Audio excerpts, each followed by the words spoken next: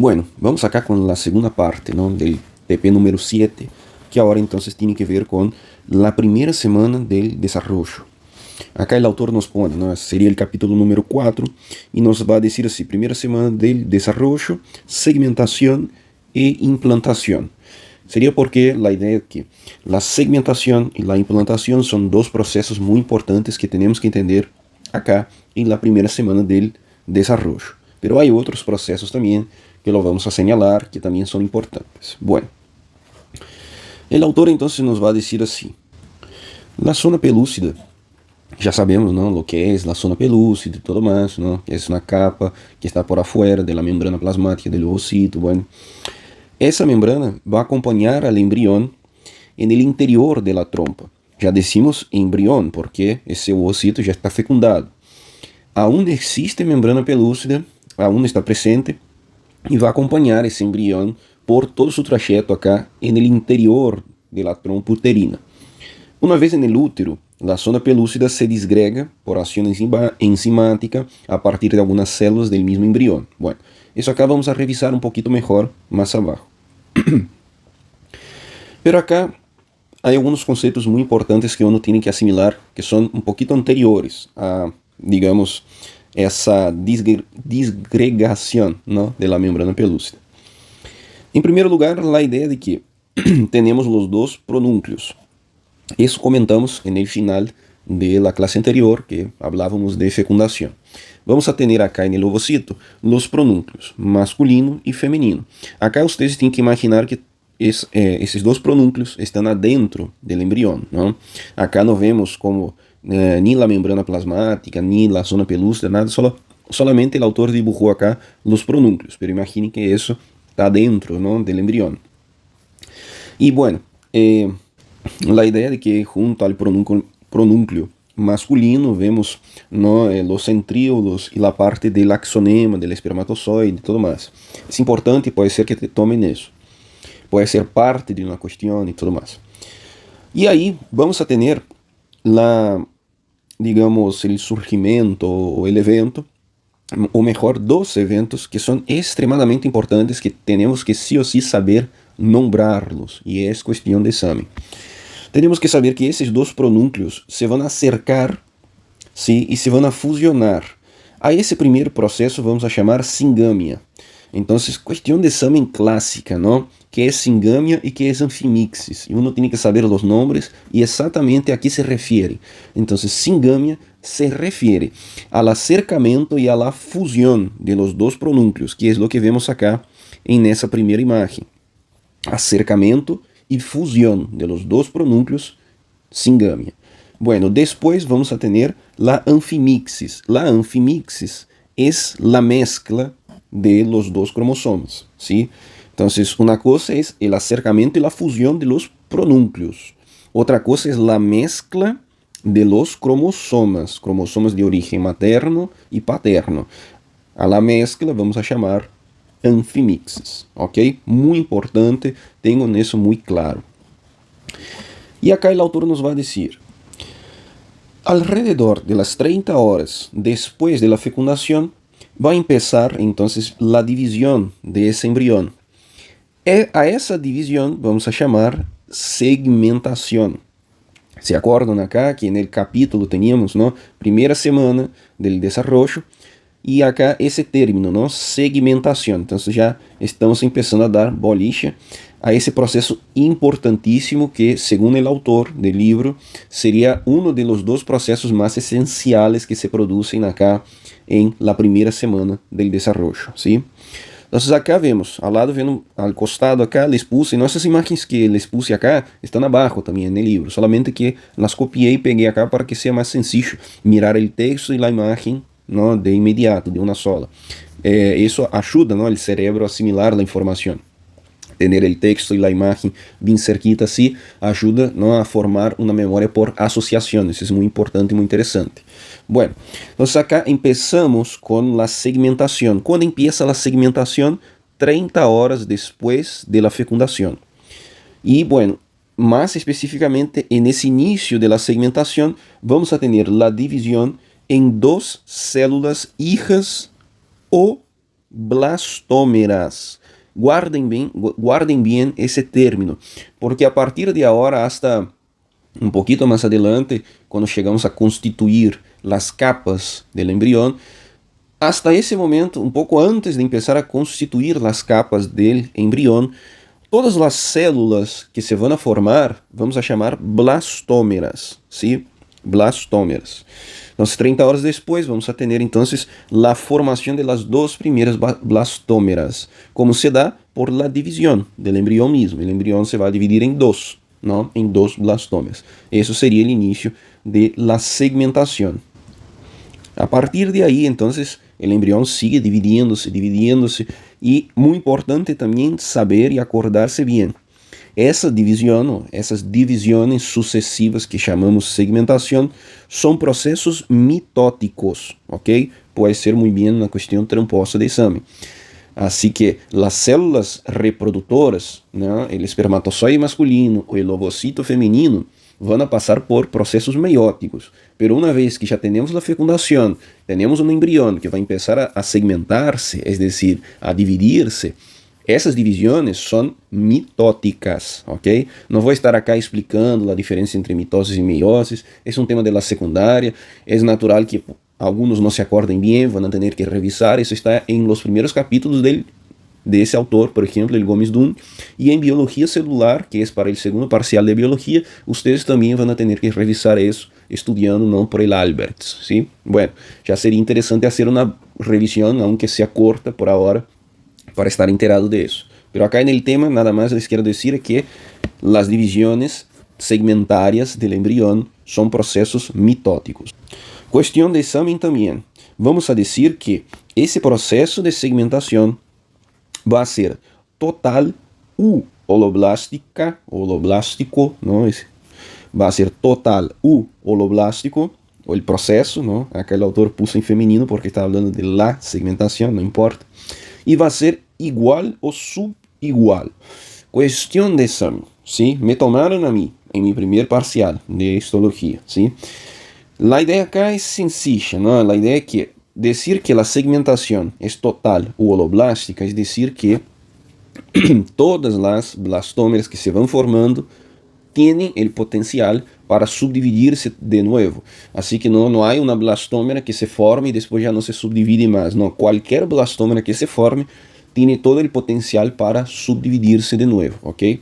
E dizer que é igual ou subigual, é dizer que todas as blastómeras que se vão formar têm mais ou menos o mesmo tamanho. Por isso o autor aclara, não, que pode chegar para, digamos assim, dizer de maneira mais precisa, teríamos que dizer que é subigual. Já vão ver que há algumas blastómeras que vão começar como que a compactar-se por la região em que se encontram. Então, por isso, alguns autores já vão dizer que não, a divisão é subigual, não é que toda blastômera seja exatamente igual a la outra.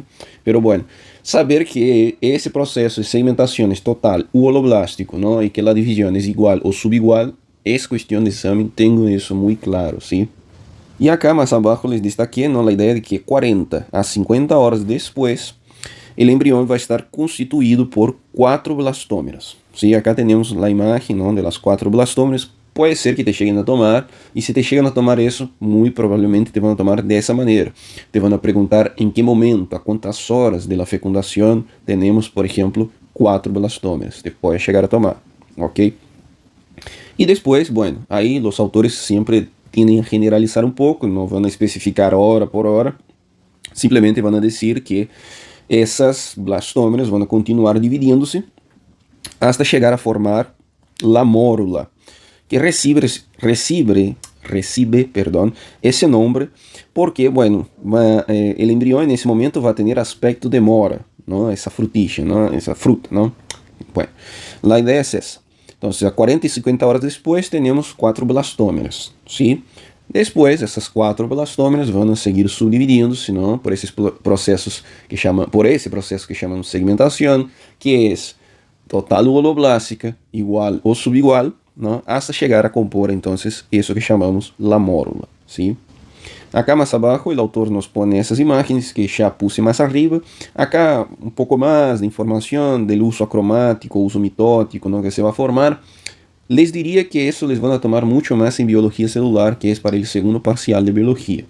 Así que acá las imágenes que creo serem las más importantes les puse ahí ya más arriba pegado al texto.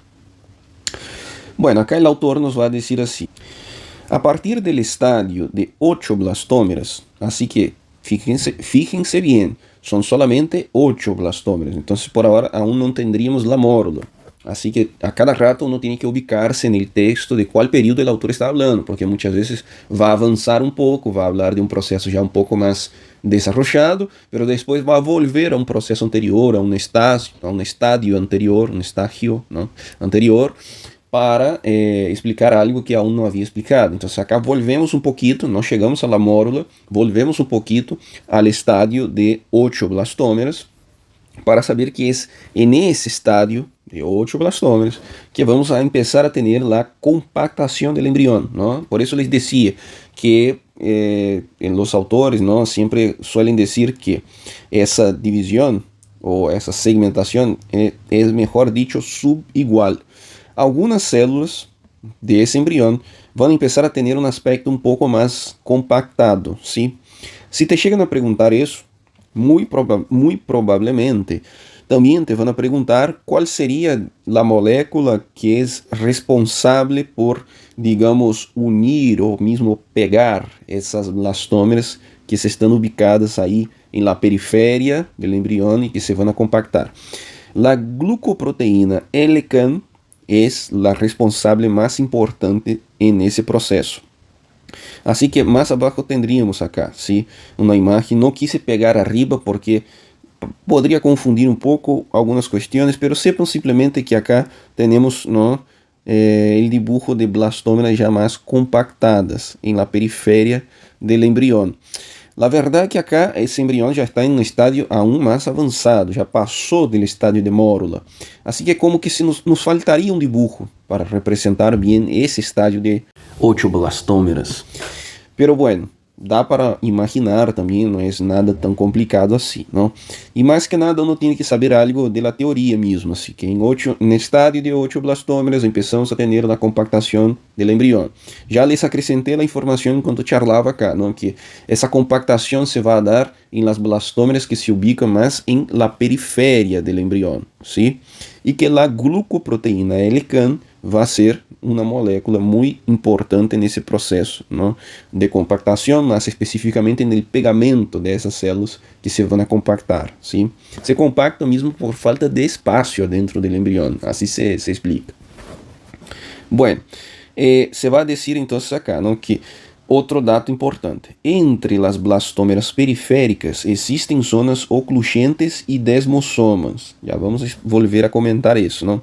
Mientras que mais profundamente aparecem nexos de comunicação intercelular. Então, informação adicional. Puse um color diferente, distinto, não é porque seja mais ou menos importante, senão que simplesmente queria destacar que são dois pontos diferentes. Uma coisa é saber que as células se vão a compactar, as blastómeras vão começar a compactar-se. Qual é a glucoproteína responsável por isso? E outra coisa é saber que as blastómeras periféricas, a parte de que são mais compactadas ou não, acá isso já não importa. Importa saber quais são os meios de união que vão unir essas células, ou melhor, essas blastómeras, não, que estão dentro do embrião. Pode ser que se acordem bem ou que les suene por lo mínimo familiar esses términos, não?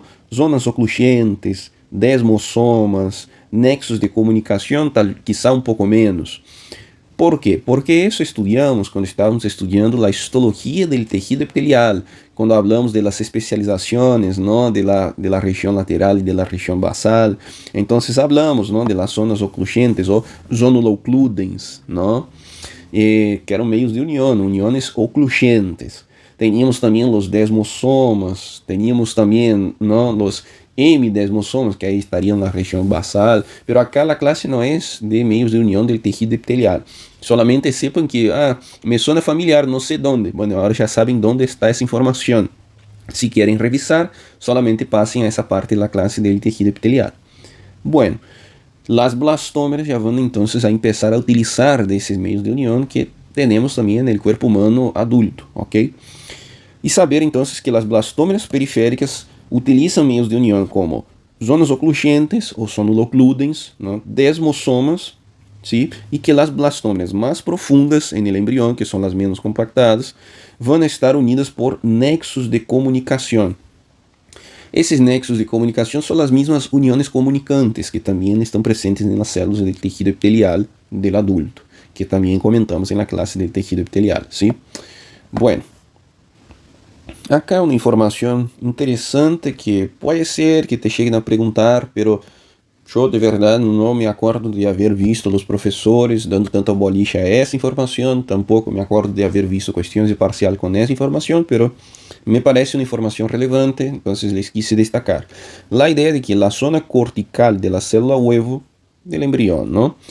Posee um citoesqueleto com abundantes microfilamentos de actina e também que esses microfilamentos vão formar complexos com miosina.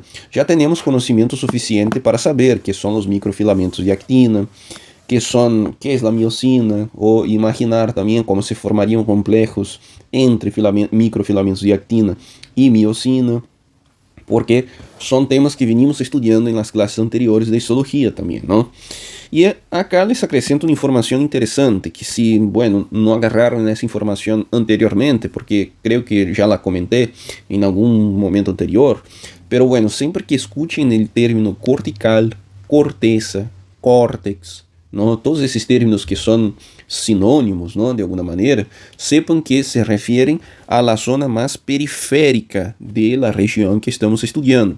Assim que o cérebro, por exemplo, tem sua corteza ou sua região cortical e é a região mais periférica e mais externa também, por lo tanto, desse órgão.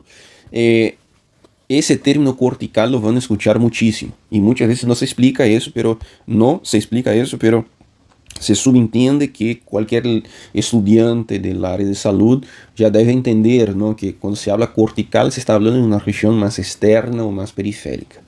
¿Sí? Então é essa região que vai possuir esse citoesqueleto com microfilamentos de actina, que forma complexos com miosina, e graças a isso, la célula huevo, como nombre el autor acá, ¿no? Va a tener una capacidad contrátil en la región de la corteza, ¿sí? Y por ahí también se va a formar el primer surco de segmentación, que bueno, debería haber sido nombrado anteriormente, pero creo que tampoco hay que dar tanta boliche para eso. Saber qué es la zona cortical y cuáles son los filamentos que la conforman, ¿no? Y que gracias a eso tiene capacidad contrátil, para mí sería lo más importante, ¿ok? O autor nos vai dizer assim: quando a mórula, já sabemos que é a mórula, não? Penetra em la cavidade uterina, conta com 12 a 16 blastómeras e tem umas 72 horas. Isso é interessante, que uno vai tendo em conta esses dados. Depois chegar a perguntar nesse nível de certa dificuldade, não? É difícil muitas vezes acordar-se exatamente quantas blastómeras ou quantas horas passa até que chega esse processo. Pero pode que te chegue a tomar, então é uma dificuldade que cada um tem que aprender a superar, entender todos esses dados. Então, penetrou na cavidade uterina, a mórula vai ter por aí 12 a 16 blastómeras, e vamos estar mais ou menos em las 72 horas tras la fecundação, ¿sí? Bueno, uma vez que a mórula se encontra dentro do útero, suas células periféricas segregam líquido. Isso acá é essencial, porque van a tener que entender ahora cómo se va a formar la blastocele, ¿sí? Bueno, entonces, sepan que adentro del útero, las células periféricas del embrión empiezan a... Yo acá utilizo ya el término embrión, eso ni siempre está completamente en acuerdo con todos los autores. Hay autores que ya pueden utilizar un término así en ese momento. Ven que acá el autor nos habla célula huevo, ¿no? Porque la idea que muchas veces el embrión aún está por formarse, el embrión de verdad aún se va a formar cuando empecemos a tener las capas embrionarias. Pero eso es solo una complicación, cierra paréntesis y nada. Creo que no te van a preguntar eso. Pero bueno, entonces, una vez en el útero, las células, ¿no? Las blastómenas, ¿no? Que serían las células ahí de esa célula huevo, mais especificamente as blastómeras periféricas, empiezam a segregar líquido, ¿sí? Esse líquido que se segrega va a empezar a crear una cavidad en el interior de esa célula huevo, ¿no? En ese estadio embrionario, essa célula huevo vai passar a chamar-se blástula ou blastocito, ¿sí? El blastocito, por lo tanto, vai estar conformado por sus células periféricas, que agora vai ganhar um nome também, las vamos a chamar trofoblasto, um maciço celular interno, que também vamos a dar um nome próprio, que seria el embrioblasto, ou também o botão embrionário. Quase sempre escuto o termo embrioblasto, ok? E la tal cavidade que se vai formar, que também vai ter seu próprio nome, que é a blastocele. Assim que acá ao lado les puse um resumito de isso. A ideia acá é essa equação acá muito sencilla. A ideia é blastocisto é igual a trofoblasto, embrioblasto e blastocele. Guardem bem essa equação, porque acá temos um resumen muito básico e sencillo de tudo que dijo o autor acá. Blastocisto es igual a trofoblasto más embrioblasto más blastocele. Solo eso. Y saber, ¿no?, que el trofoblasto son las células más periféricas. El embrioblasto es ese macizo celular más interno. Y que la blastocele es esa cavidad que se va a formar.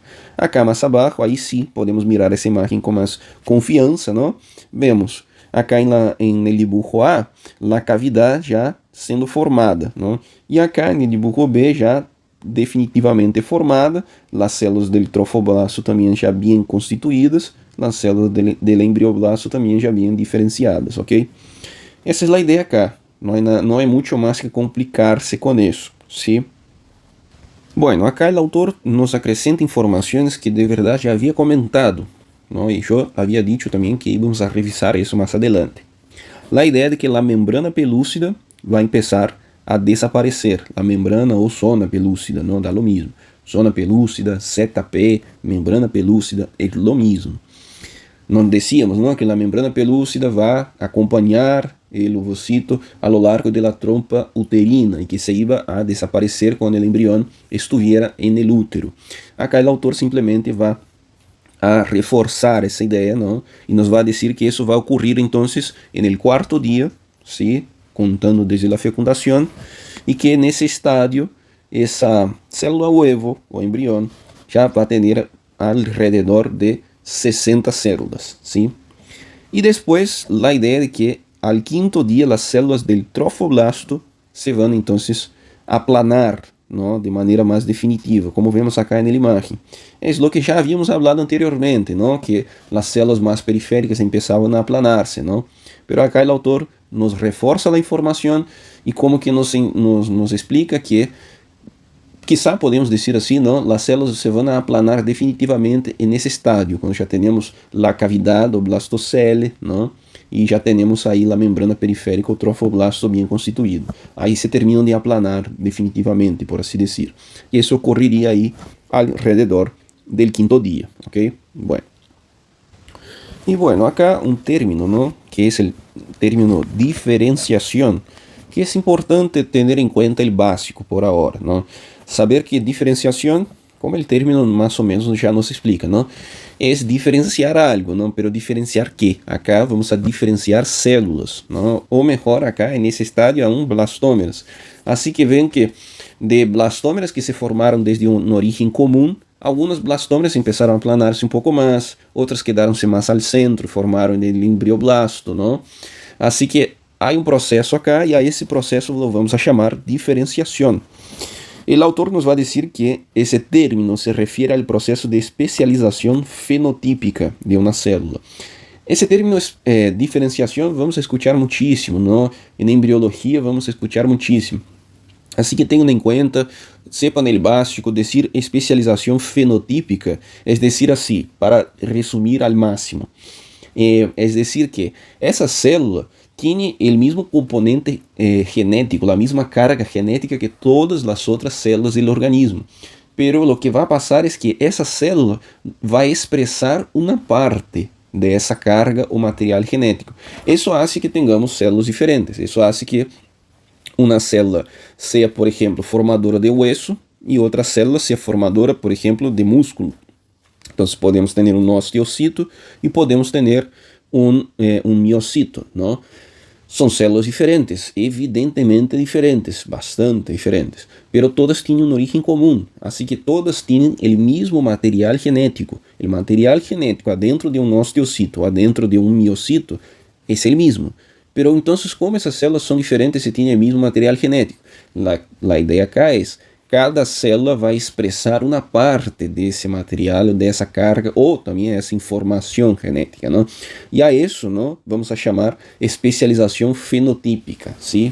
Isso em biologia vão ter que estudar melhor, a diferença do genótipo para o fenótipo, não? Pero bueno, acá les expliquei de maneira general e básica.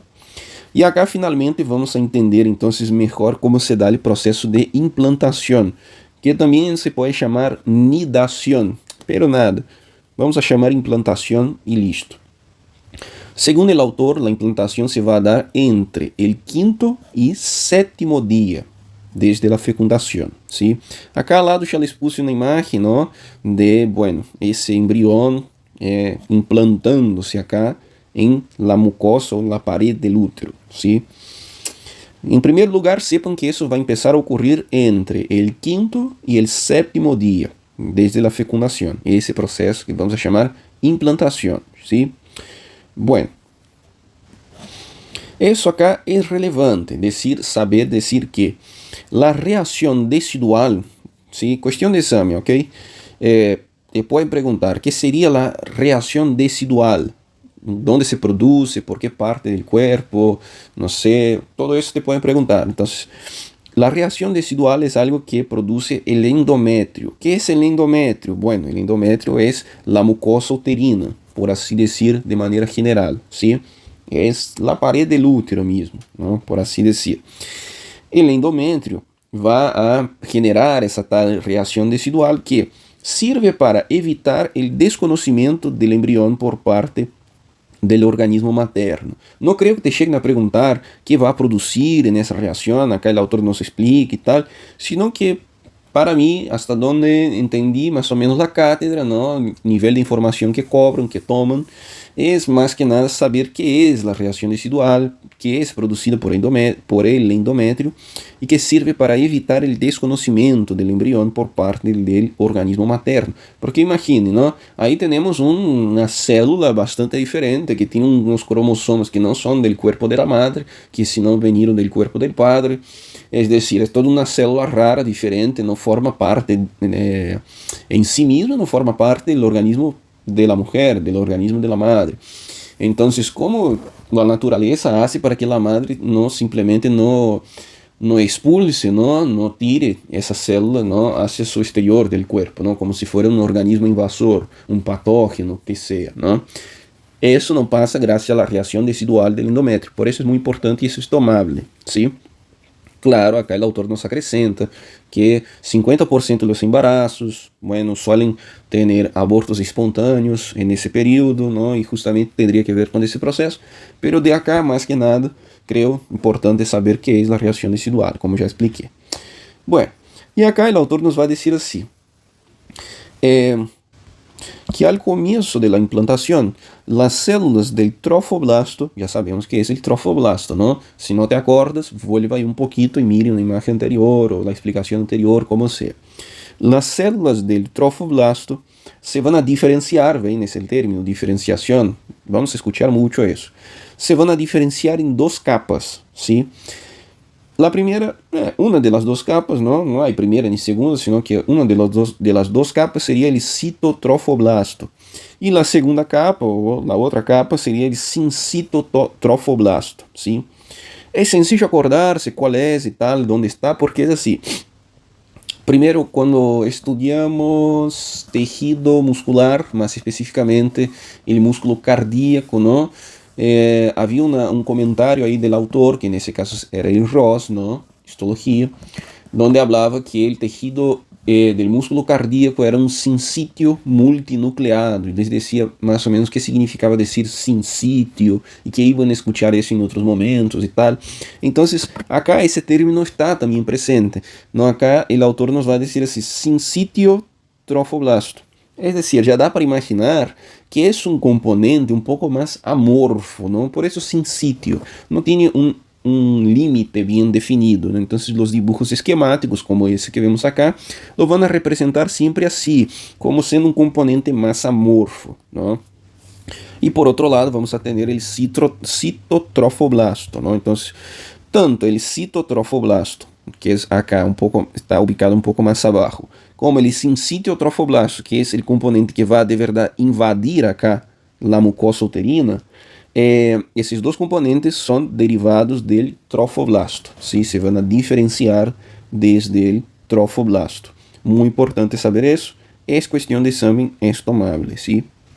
Acá más abajo, la misma imagen que ya vieron, ¿no? Acá el autor pone un gráfico para hablar de las implantaciones anormales o ectópicas. No creo que lleguen a tomar eso. Hasta donde conocí la cátedra, no vi que ellos daban tanta boliche a eso. Pero está acá la información brevemente descrita, ¿no?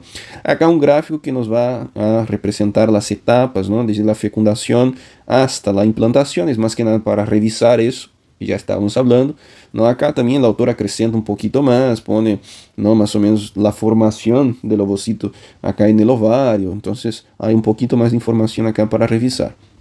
E listo, ¿no? Esse capítulo da primeira semana estaria concluído. Agora, já les vou dizer que guardem bem suas forças, suas energias para as classes de la segunda e la terceira semana, porque essas sí vão ser mais complicadas, mais difíceis. Bueno. Hasta acá el TP número 7, ¿no? Ya vimos fecundación y ahora vimos la primera semana del desarrollo. Hasta la próxima clase.